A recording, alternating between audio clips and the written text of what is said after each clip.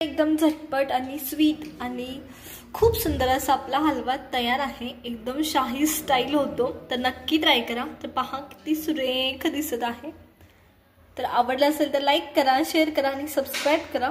मी कोमल तुमच्या सगळ्यांचं आपल्या YouTube चॅनल मध्ये खूप खूप स्वागत करते। तर आज आपण गाजराच्या हलव्याची रेसिपी पाहतोय। तर गाजराचा हलवा खूप सोप्या पद्धतीने योग्य प्रमाणबद्ध सांगितलंय। 1 किलोचा गाजराचा हलवा बनवतोय। 1 किलोच्या गाजराच्या हलव्यासाठी आपण इथे 100 ग्रॅम साखर, 100 ग्रॅम दूध म्हणजे 100 मिली दूध आणि बाकीचे साहित्य तुम्हाला हवं तसं घेतलेलं आहे। चला तर मग रेसिपीला सुरुवात करूया। गाजराचा हलवा बनवण्यासाठी इथे माझ्याकडे खूप सारे गाजर आहेत। हे व्यवस्थित धुवून घ्यायचे आणि मग किसून घ्यायचे। तर शक्यतो अशी खूप कवळी गाजर घेऊ नका, जाड असणारी घ्या, म्हणजे त्याचं साल काढून परत किसणं सोपं जातं। कवळ्या गाजरांमध्ये ते थोडंसं अवघड होतं त्याच्यामुळे। चला तर मग मी किसून घेते। ही मी सगळी गाजर व्यवस्थित किसून घेतलेत। तर हे पहा, आणि शक्यतो गाजर किसल्यानंतर लगेच हलवा करायचा, नाहीतर गाजर म्हणजे सुकल्यासारखी व्हायला सुरुवात होते आणि त्यातला पाण्याचा अंश कमी व्हायला सुरुवात होते। ते टेस्ट पण छान येते लगेच केला तर। चला तर मग सुरू करूया आता रेसिपीला। बनवण्यासाठी मी इथे कढई घेतली आहे। त्याच्यानंतर आपण ह्याच्यात तूप ऍड करतोय। 4 चमचे कमीत कमी घेतोय। तर हे व्यवस्थित घ्यायचं, जरा गरम होऊ द्यायचं आणि मग आपण जे खिसलेलं गाजर आहे आपलं ते व्यवस्थित परतून घेणार आहे। आता तूप व्यवस्थित गरम झालंय, त्या टायमाला मी ह्याच्यात गाजर ऍड करतेय। 1-2 मिनिटं व्यवस्थित परतून घ्यायचं आपल्याला, जेणेकरून त्याला चांगला एक फ्लेवर यावा आणि चकाकी येते, कलर जरा येतो जेव्हा तुम्ही गाजर व्यवस्थित परतता तेव्हा।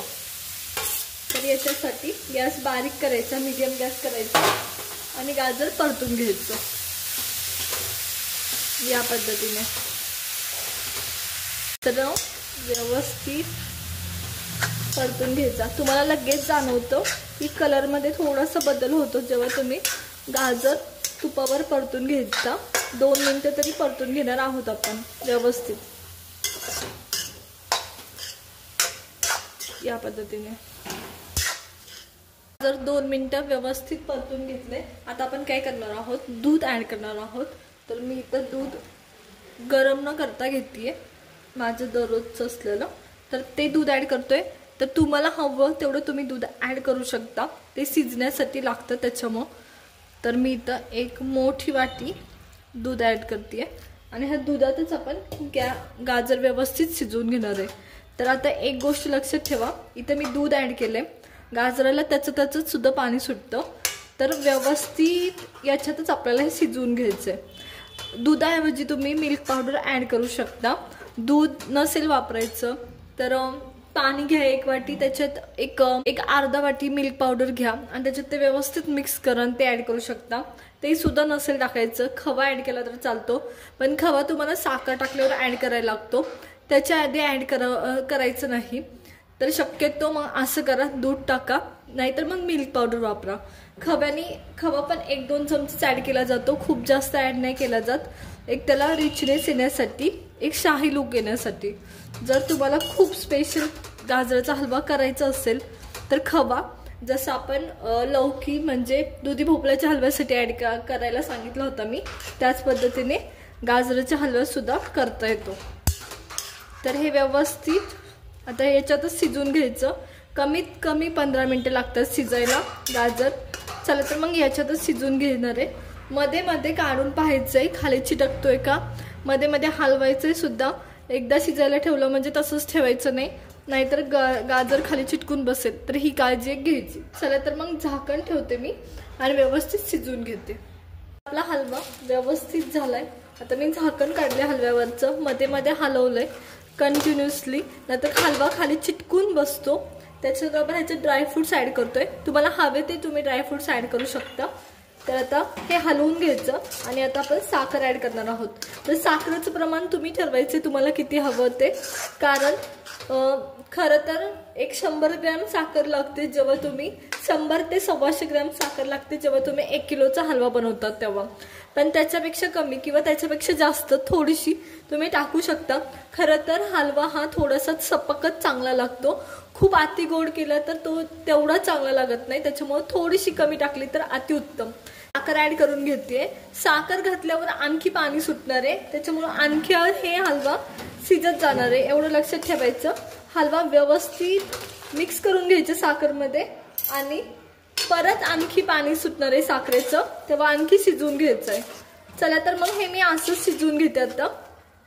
पहा मगापेक्षा हलवा खूप पातळ झालाय, पाण्याचं प्रमाण वाढले हलव्यामध्ये, कारण साखर ऍड केली आहे, साखरेचं पाणी सुटतं, त्याच्यामुळं हा असाच अजून शिजवून घ्यायचा आहे जोपर्यंत थिकनेस येत नाही तोपर्यंत। जरा व्यवस्थित थिकनेस आल्यावर वेलची पूड ऍड करणार आहोत, पण आधी हा व्यवस्थित अजून असाच साखरेच्या पाकात म्हणजे साखरेमध्ये शिजवून घ्यायचा आहे। हलवा ऑलमोस्ट झालेला आहे आणि खूप सुरेख दिसतोय, कलर पहा। साखर टाकले ना हलव्याचा कलर आणखी फुलून येतो, एवढं लक्षात ठेवा। तर आपण ह्याच्यात नाही का आता काय ऍड करणार आहोत, आपलं वेलची पूड राहिली होती ती ऍड करून घेणार आहोत आपण आता। तर मी ह्याच्यात वेलची पूड ऍड करून घेते। तर पहा किती सुरेख दिसतोय, वास पण फार अप्रतिम येतोय तुपाचा, साखरेचा आणि आता वेलची पूडचा।